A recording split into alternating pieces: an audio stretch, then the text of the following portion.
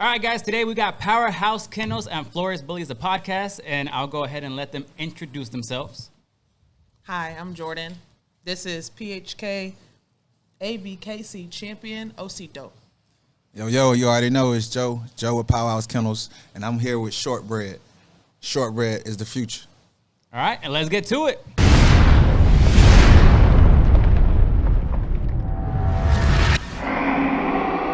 What's up, guys? Welcome to another episode. This is Flores Bullies, the podcast, and today we finally made it happen. You guys been asking for it. I've been asking for it. Mr. V12 called him out on his own episode, and he is finally here. Joe from Powerhouse Kennels, welcome, and also his lovely soulmate here. How are you guys doing? Man, it's a little cold, but it's good. So you guys been staying busy. I mean, I've been checking your Instagram. You got like 2 litters on the ground. You were telling me? Yeah. And then you got this little crazy guy. Yeah, so we actually had fluffy carrier litter off of Yogi and our girl Asia that we had with our partner Simon Says Frenchies. So shout out to Simon Says Frenchies for collaborating with me on that breeding. And then we had our in-house breeding with Sweet Pea and Chris White. Well, he says ABKC champion Sweet Pea and Chris White's fan. 2 standard creams. So we made a litter of all creams. So yeah, that's awesome. I definitely saw a picture of that, and I was like, if I had space right now, I'd definitely be like, bro, let me get one of them, because those puppies are nice. And like, because I see a lot of color puppies out there, a lot of color Frenchies, but not all of them have the structure. You know what I mean? Because Yeah. I feel like the structure has gotten lost in the Frenchie game. Not that I'm an expert or I haven't even been in the Frenchie game for a long time, but I pay attention to all the other camps, especially when I go to shows and stuff. And a lot of them are showing out, you know, they got fluffies, they got all these crazy colors, but the structure's not there. yeah. And then they bash on brindles, but they wish their colors could look like this guy, in my opinion. That's what You're right. It's 100%. And this is not to, bash the colors, because we have color males as well. Rose, Mr. Rose, Jimmy Neutron, and then, Stuart Little. So we definitely love color as well. But that standard, if it's done right, you see the structure. And that's what everybody loves when they see the standard colors. They love to see that, the confirmation to be there with the color. You know what I'm saying? So if the color's not there, they Right. won't have the structure. And if the Yeah. So it's a love-hate relationship. Yeah, for sure. And I mean, and when you have both, I think you're like set up for success. But before we get into like the typical dog show stuff, I got a few questions, just because a lot of people always like to know a little bit more about the breeder than just what they see out there. Okay. And one of the main questions that I always ask people, especially when they work as a couple, how has it been working as a couple breeding dogs? Because I work with my dad, and sometimes I'm like, Dad, don't even talk to me right now. Because I'm like, I haven't slept in a week, and things get a little crazy. But as a couple, I don't have that experience. So if you could share a little bit of that, of how that's been. Definitely. I'm gonna let my wife Jordan speak on it first. So it's crazy. We're definitely working still, constantly working on finding a balance as 2 individuals who have a lot of stuff going on separately, and we're merging all of those things in breeding dogs. So we've got the puppies at the house, we've got the adults, we've got our schedules outside of that, we still got the household to keep in track, we got our relationship to maintain. So it can definitely be wild. And as new things emerge in the dog business and our, the other avenues, aspects of our life, it's ever evolving. It's never the same. I've never felt like, oh my gosh, we just got everything under control, because in the business, stuff is changing. Right. So, having adults is completely different than having a litter of puppies in the house. That's a change that we both have to kind of manage and communicate through. So it's ever evolving. Do you say it keeps it like a little interesting, and like you definitely can't fall in the routine, right? As a couple, when you got so many dogs and puppies coming in and out. Yeah, man, definitely. No day is the same. The workload is the same, but you don't know what to expect, because, like you just said, one dog, you may have to do some breedings, and then you may have litters, and then you may be getting ready for a dog show, and then you have to train. So our time is split between different tasks of that week for our program.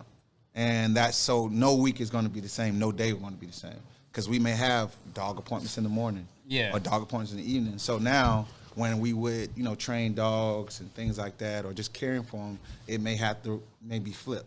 So instead of normally doing it in the morning together, then I may have to do it in the afternoon. But she's off to handling, the day-to-day, so that's just me. So now the workload is a little longer, and because I'm the one doing all the work in the afternoon. So it's definitely it's a give and take.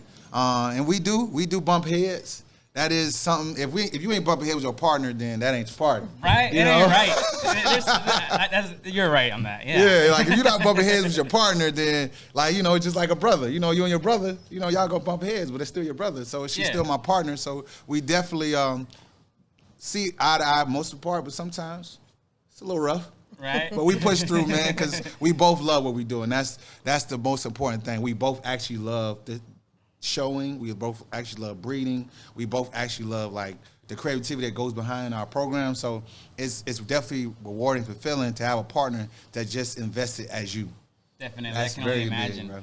And so, have both of you guys always loved dogs and wanted to breed dogs, or did one introduce to the other?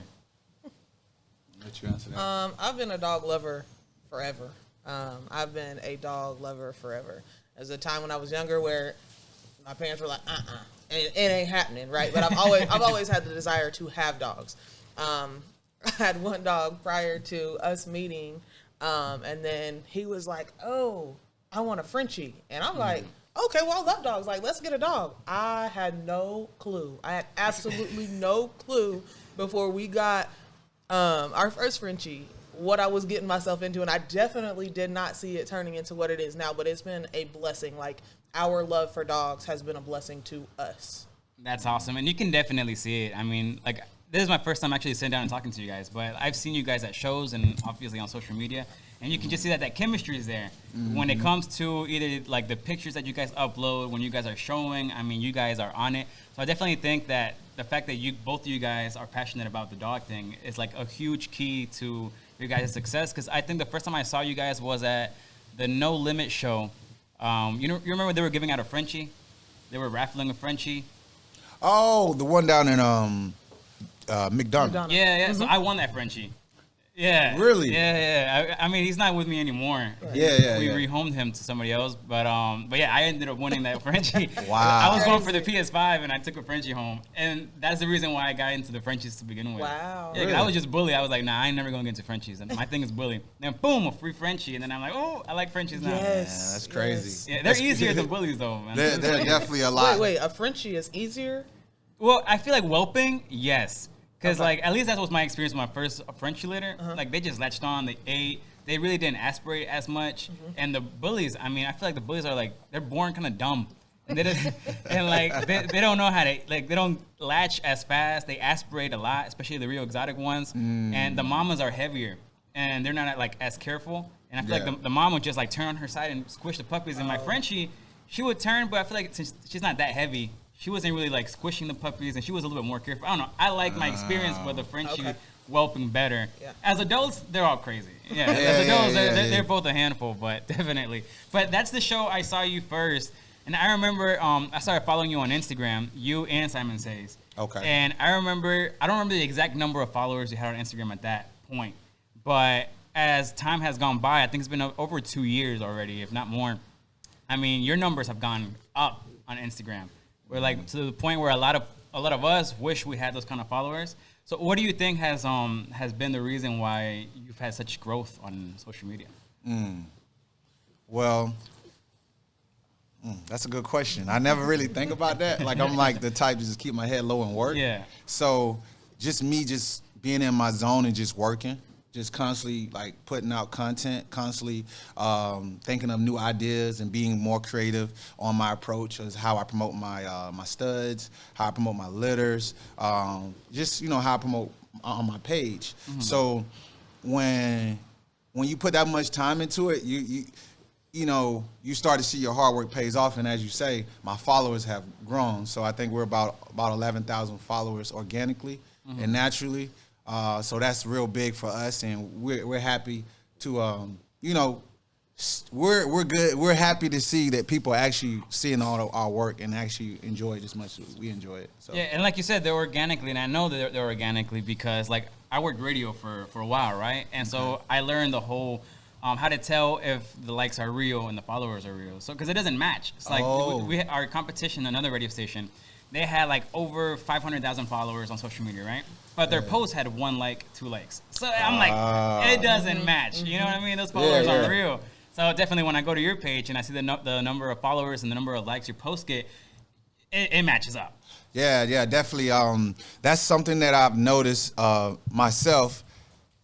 And a lot of people ask me, do we buy followers? And I'll say no. Why would I do that? Because you can't really scale your business or actually know if your business is actually performing if it's not organic. Because if it's bought, then it's just someone that you paid to like it or comment on it. So to know like if you're actually getting engagements and your influence and then see your numbers, that's how you know you're doing something right. Because this is still a business. So if the business is not running, then it won't stand open long. Yeah, definitely. It won't last long. I'd like to add, you're asking about like our followers and what I'm saying how that happened. And I will say this man does not stop working. When I say like that anybody who is listening, if you take anything away from what it is that we're saying or what it is that we're doing, do not stop working. There's been a number of days where I was like, oh man, I'm tired. He's like, nope, let's get up. You know what I'm saying? Like, oh my goodness, I've had a long day. Work was hard. Oh, nope, we still got to do it, right? And so he stays in that headspace. He goes to sleep in that headspace. Sometimes he wakes up in the middle of the night in that headspace. He doesn't stop working. He's not afraid to get out and speak to people.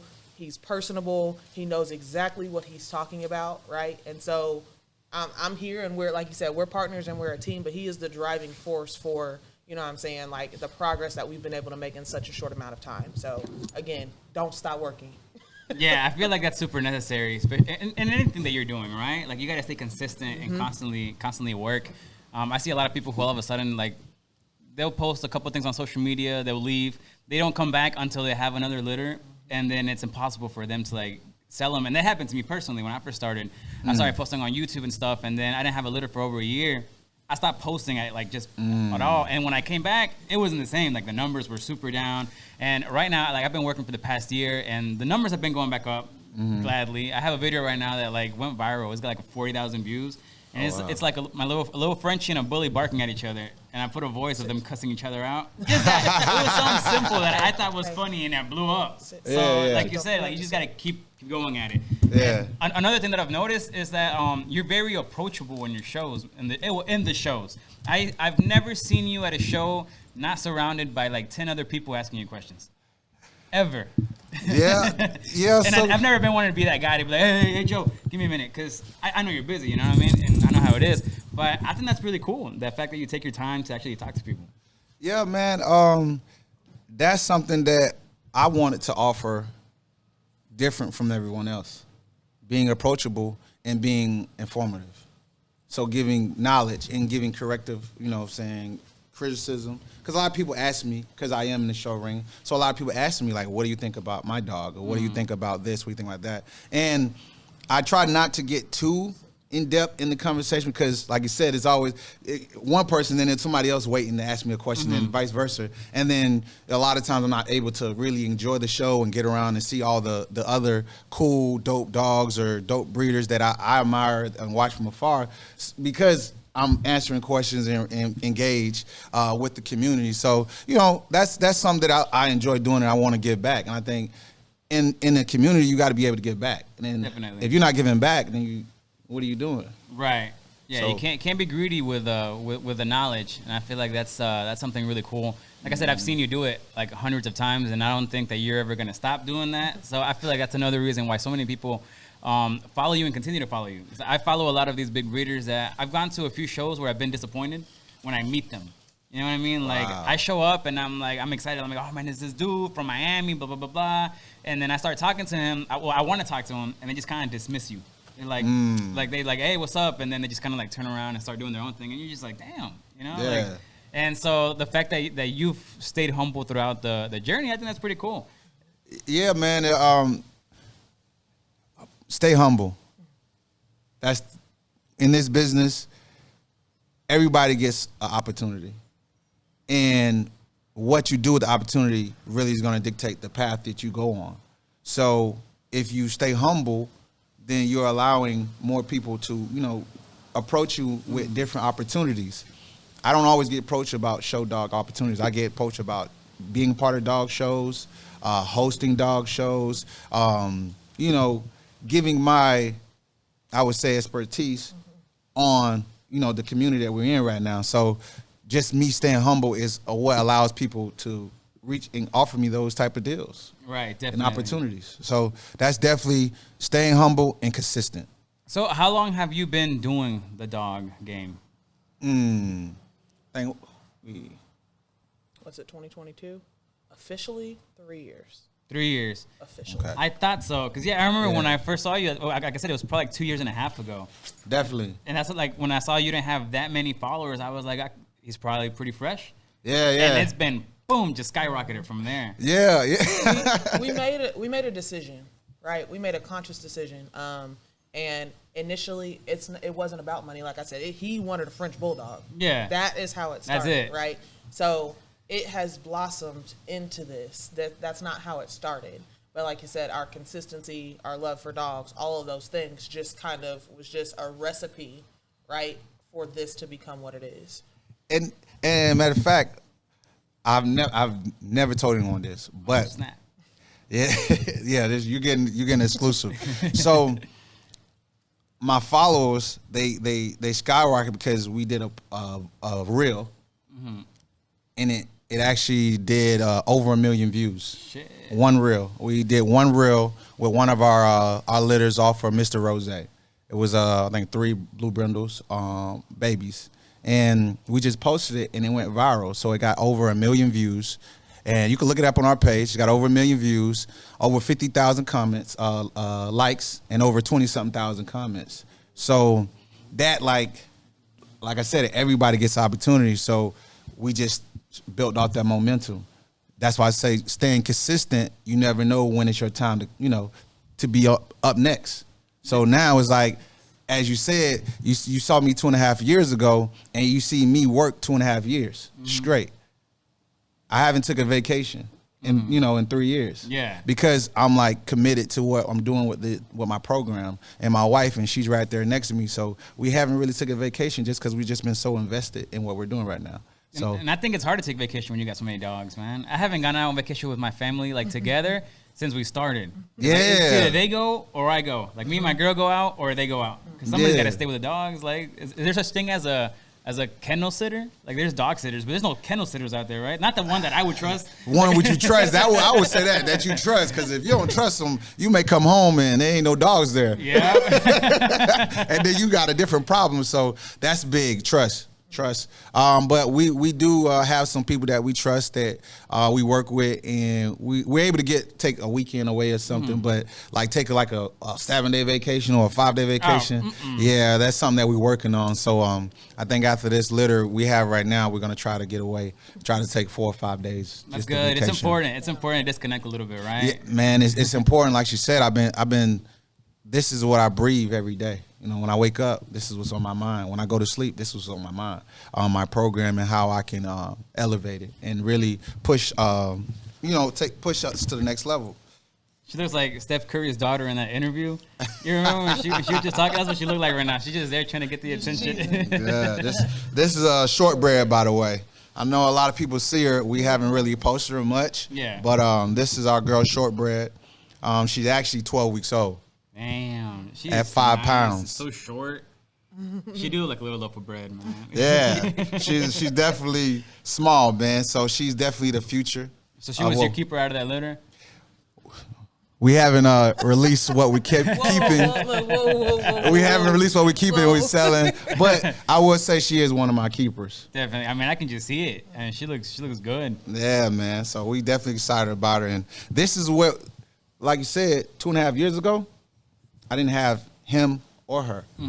I had his sire, which is Big Baby. We still have him.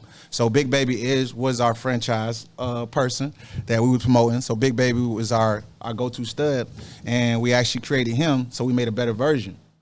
Hence why he's here and all the work we've done with him. He's an because ABKC champion. I was going through your page yesterday just to get some more, just to do some research. And I did see a post where you guys have 2 ABKC champions now. Mm-hmm. Yeah. So the first one is his mom. His mom, actually, they both champion around about a week apart from each other. Oh, yeah. Well, one show, she picked up 110 points. And then in that show, he picked up about 40 points. Wow. Right? And then the next show after that, which was a couple weeks later, he picked up 110 points. And then she picked up like 40 points. Wow. So, yeah, so they actually champed out in the same week. Damn. That was big for us, man, because actually I remember it. We was actually at the same location that you first met us at the McDonough location. At the McDonough location, we was actually there, and it was an ABK show. And normally ABKC shows are not really outside. Yeah, they're usually like at this the one that I've been to, they're like at this horse. They're normally indoors. Yeah, like whenever yeah. you leave, when you go, like when you travel, normally ABKC shows are indoor. But for some odd reason, it was there in McDonough at the big overhead, which was it started off great, but it was a cool day here in Georgia, so it actually got really cold. So a lot of the people that was there couldn't handle it. Yeah. And that's where it comes at perseverance. Stand when everybody else kind of like, I'm done. I stood right there, and I was one of the few people standing and really still competing at that optimal level to win. So we actually won because of we stayed. Yeah, just roughing it out. Yeah, like sticking through it. So definitely, yeah, man. So definitely excited, man. So how does I have a question because I don't really know how these sanction shows work. I've only gone to 2. And we took our female, our Frenchie, we actually took her because I like her structure. And I was like, maybe we can show her, right? So I didn't show her personally. This guy from Peachtree, Frenchies, showed her for me. Okay. And she came home with like 7 or 8 ribbons. And like 2 first places. The rest were like 2nd and 3rd. And it was her first time at the show. So how did the point system work? Because he kind of told me, but I didn't catch anything. Okay. So how the point system works is you have to get 150 points. Okay. In ABKC. Let's say ABKC, American Bully Kennel Kennel Club. So my apologies. So you have to get 150 points, and then you have to get 2 majors and 2. 2 majors is like best of breed, best female or male. So after, like, they go by age group. So initially, your Frenchie is in male or female category with the Frenchies in their same age. So same sex, same age. They win their age category, then they get to go for their gender, male or female. That constitutes a major. Okay. Right? So that would be a major. After they go for best male or female against, all of the other age categories, then they go up for best of breed. Got you. So that's another major. Now, the majors, of course, are worth more points. And they have to have competition in order to get points. So if Frenchie's the only one in the ring, of course they're going to get first place, but they don't get any points because there was no competition. Got you. So 150, including 2 majors, and they're champion in ABKC. Yeah. And as well as you don't win if you don't get first. Okay. So if you get a 2nd or a 3rd, that's just a participation. So you only get points for the first places. You only get points for first place, and you only Got get points if you have competition in the ring. All right. So 2nd and 3rd place are just thanks for coming out. Yeah. That's it. 2nd and 3rd is go back to the drawing board and make sure you got the right dog in the ring. Right. Got you. Yeah. So I mean, like I said, she has some first places, but I just don't know how that worked out. How do can I check like the points? Do I check with ABKC? Yeah. So actually, if you go on ABKC, is it .org? .org. Yep. ABKC.org, and all the winners of every show are on there. Oh, So okay. even if you won, 2 years ago, you can actually go on there and see, like, if she had competition that day, and then you'll know if you actually get those points. So first place is 10 points. Okay.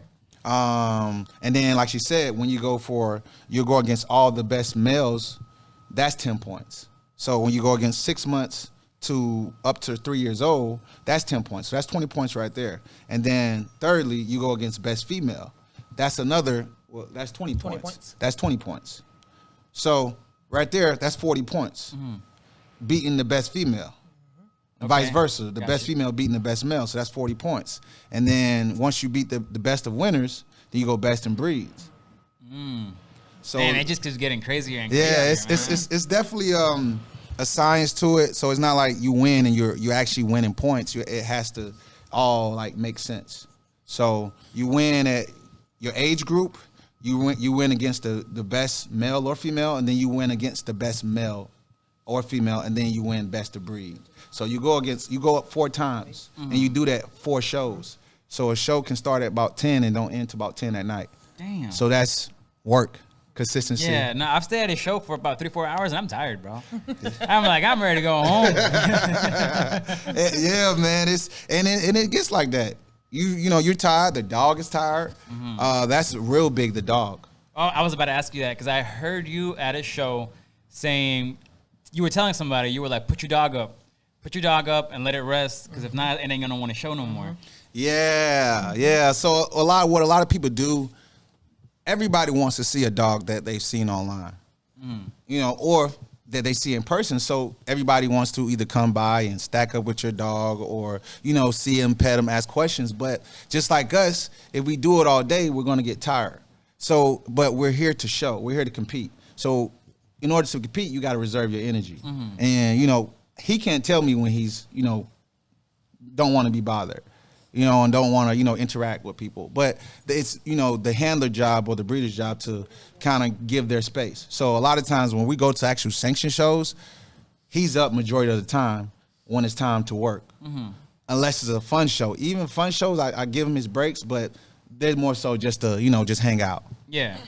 And then confirmation at shows is one thing, right? But showmanship is something completely different. So if you have a well-structured dog, confirmation category, they're going to kill it because they're a well-structured dog. But showmanship, that presence, right, that energy that they bring, if they've shown 4 or 5 times, if there's 3-4 shows in a day, you get to that last show and your dog's been preppy, piped up, all day, you can't expect realistically that they're going to come with that same energy every single time if they're running around the whole time, right? So this one right here, ABKC champion Osito, he's got the energy, but we know, okay, hey, he's got to go chill for a little bit because we got 2 more shows, right? We're only halfway through the day. So you got to reserve that stamina. Absolutely. Definitely. So another question, how have you gained all this, or where did you gain all this knowledge to the point, because you show your own dogs, right? Now I do. Now you do? Okay, because as far as I've seen you, I think I've seen you in the ring. Yeah. So how did you learn how to do that? Because I could talk in front of a million people, but I can't show, because I'm like, man, everybody's looking at me going like, the fuck is he doing? Yeah, so it can be a little intimidating. It can, because a lot of people are watching you. Yeah. It's like you're performing. Everybody came to see you, so to speak. So it's just like practice. Practice makes perfect. So we practice. We practice like we're at a show. We practice with noise. We practice maybe in your local PetSmart. We practice wherever. And what that does is get him comfortable with that type of atmosphere. So practice, consistency. Do you use those little stack things that people use, little stack tables, or not? We have one, but it only takes you so far. You have to do a lot of other things. So what's big with show dogs, confirmation, you have to constantly evaluate yourself and the dog. So to answer your question, I just thought about it. It's the amount of the knowledge I picked up over the years. Okay. So when I first started with Big Baby, I was going to shows. And he was a blue brindle. So of course he wasn't the standard breed, but we was there, and while we're at shows, we talk to the other handlers or the judges. And that right there gives you an insight. And then we start finding out the right links and the right websites to learn more about the actual confirmation of the breed and how, what it takes to win. And then that's where the information came in. So we went to shows to initiate the information far as like learning about how to show. Because I'm not gonna lie, when I first started, I didn't know anything. I was in there like, this is how I do it? Yeah. And which, to me in my head, I thought I was doing great. Yeah. But now that I think back on when I started, I didn't know anything, man. Yeah, for sure. So over the years of just constantly going to shows and learning and networking with other handlers and breeders, they've shared information. They gave me tips. And judges. That is also part of the judge's job, is to give you constructive criticism. Okay. So if you ask the judge, so a lot of people, they just take their ribbon and walk out. Right. And never know, like, why didn't your dog win? So every time I don't care if it's even at a fun show, I'm going to ask, hey, why didn't my dog win? Oh, because, and they'll give me, their reason. Every judge is different. Every judge like different things. And every judge judges for different things. So that's very big. So when you're at shows and you're in the ring, definitely don't just run out the ring. Like, talk to the judge, like, hey, appreciate you, but, what could I do better? Or why didn't he win? Like, if he's second or third, you can ask, hey, why did the other dog win over my dog? Right. And it's not to say that their pick was bad. It's just you need to understand where where you need to work at. Right. It may be stacking. It may be holding the dog firm, and it may just be the dog walking. So you got to get that constructive criticism to go back to the drawing board and either go back training on that and make it better. Right, and definitely approach the judge with respect. I'm pretty sure if you go up to a judge and you're like, why the fuck did my dog not win? He's going to be like, cuz your dog's ugly. Get out of my face, man. Yeah, definitely. It's wild because he was reminiscing on us showing Big Baby.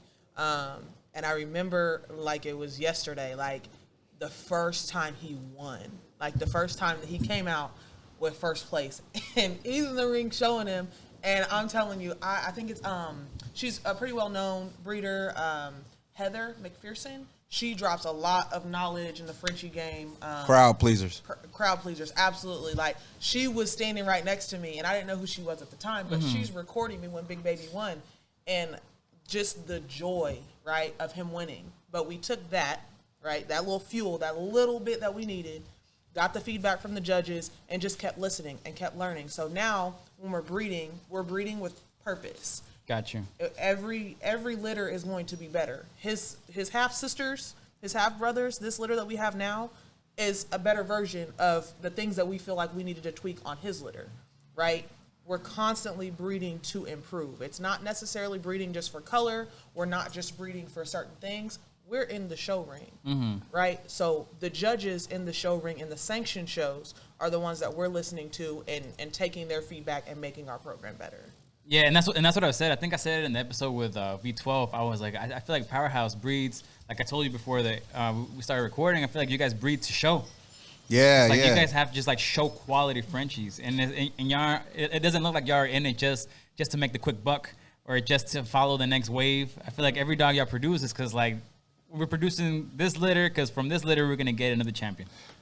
Exactly what you just said. We're trying to produce champion dogs, but it starts first with health and just breeding quality dogs. We want our clients, when they do, if they are buying just to buy a pet, to have a piece of us, but also be proud of what they have. And people can recognize it. Like, I've been to a couple shows and I can recognize a particular bloodline.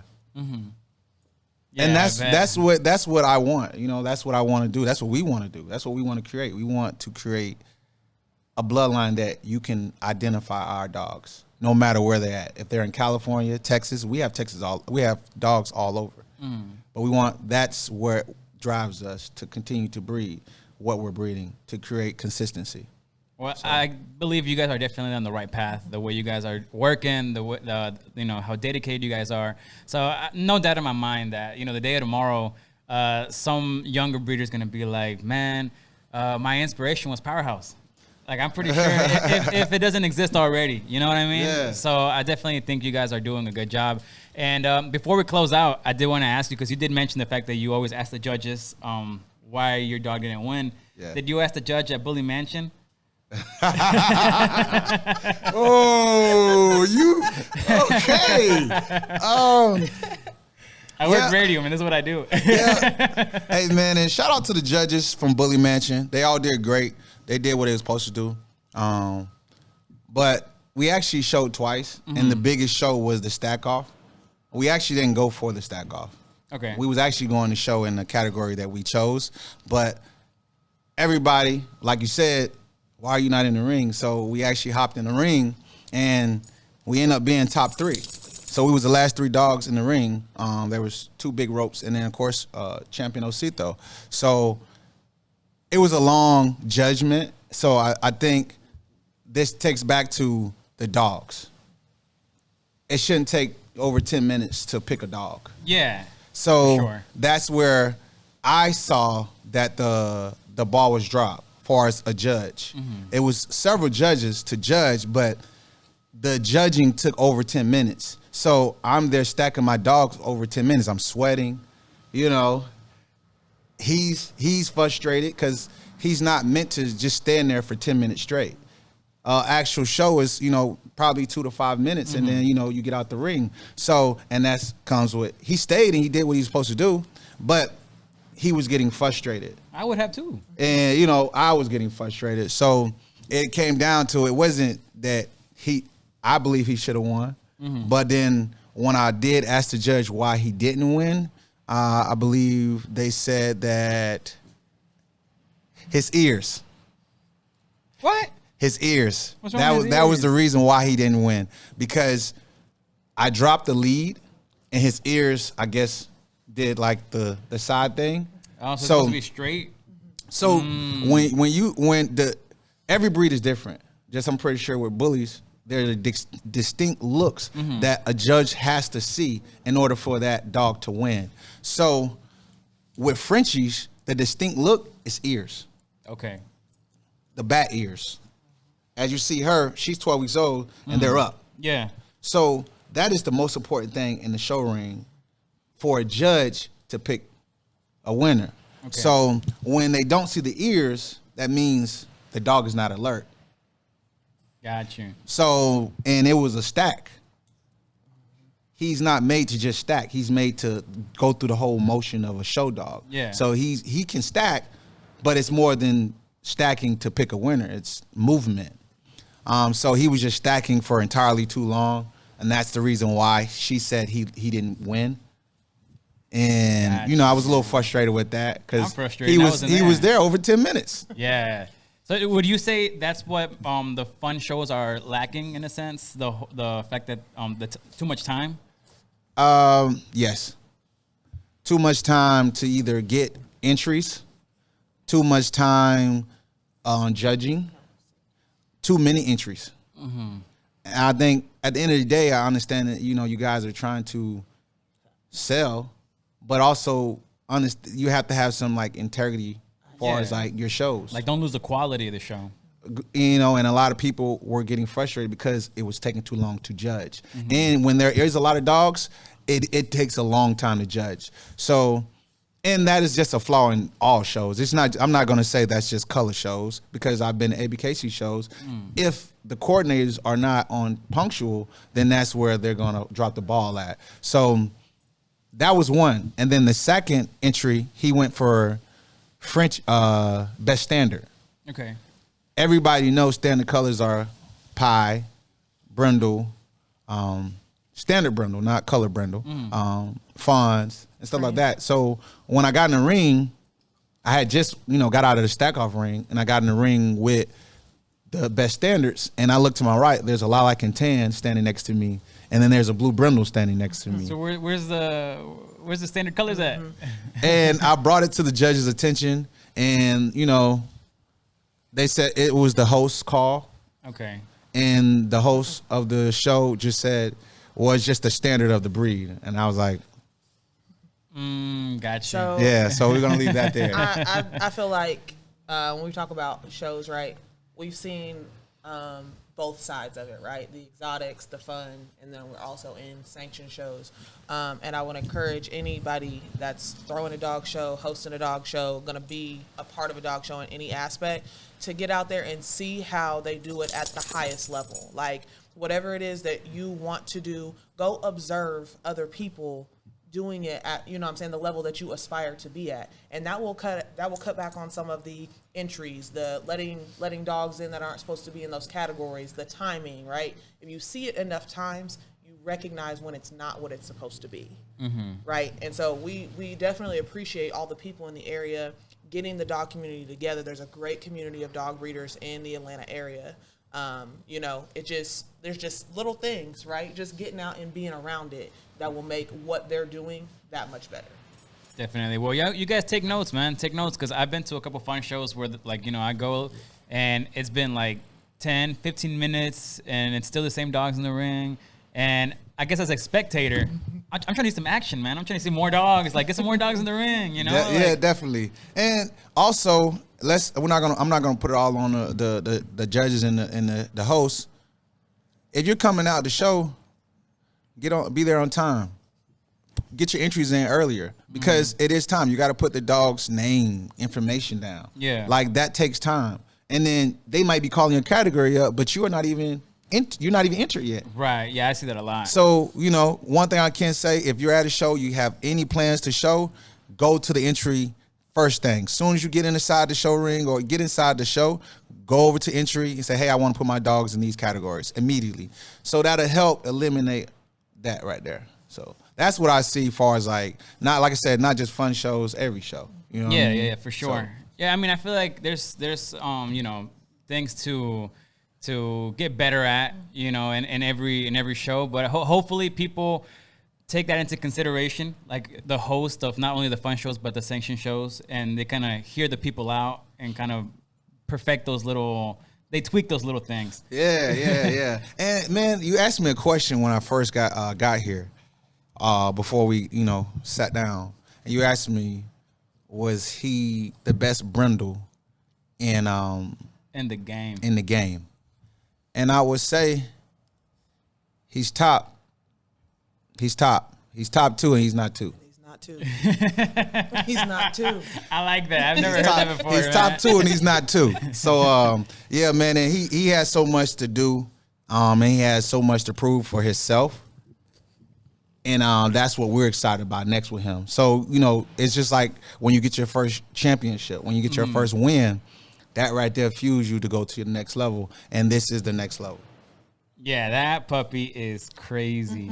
So we excited about her. This is, like I said, shortbread. We're excited about our champ to continue to do the work we're doing with him. And we have a lot more in store for the remainder of the year and going into 2023. Well, that's awesome, man. I wish you guys best of luck. Where can they follow you on social media? Oh, yeah, definitely. So you guys can follow us at Powerhouse Kennels 2 on Instagram. You can also follow us on Facebook at Powerhouse Kennels. And then we have a website, www.phkkennels.com. No TikTok or YouTube yet? Yes, we're on TikTok at powerhouse.kennels on TikTok as well. And then we have a YouTube page, it's Powerhouse Kennels as well. Okay. So our YouTube page is we're getting to it. So we're definitely gonna be posting more on it. So yeah, definitely. All right. Well, I'll get all the links and leave it all on the description below, so you guys can go click it up, follow them. Again, thank you guys for coming, taking time out of your busy schedules to come make this episode. Definitely one of the most interesting episodes that I've done in a while. Because usually it's just kind of like I'm trying to think of the next question to go into the next conversation. Yeah. This one just flew. I was like 15, 20 minutes tops. Don't want to make it too long. I think we're at 42 minutes. And if I don't say cut, I think we could go probably an hour and a half.